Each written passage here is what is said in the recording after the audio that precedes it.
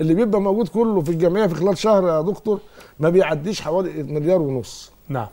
اللي بيتخزن في الجمعيه بتاع 1.5 مليار او 2 مليار. الصندوق هيبقى ليه 6 مليار راقدين.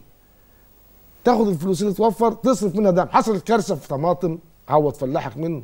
يصدر خالص يا عوض منه. يبقى في صندوق من فرق اللي انت بتاخد 50% من حصه الاسمده وما تسيبش حصتك في الاسمده 50%.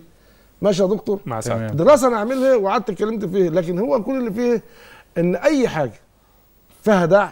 عرضت سيادتك الدراسه دي على انا لا عرضتها وبعتها لبعض المصر. هو كل فيها اي حاجه فيها دعم فيها فساد. هو رغيف العيش في مصر، هو رغيف العيش في مصر عشان فيه دعم فيه زياده استهلاك.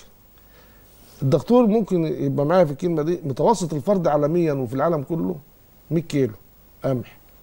احنا 100 مليون يعني 10 مليون طن، نستهلك 18 مليون طن ليه؟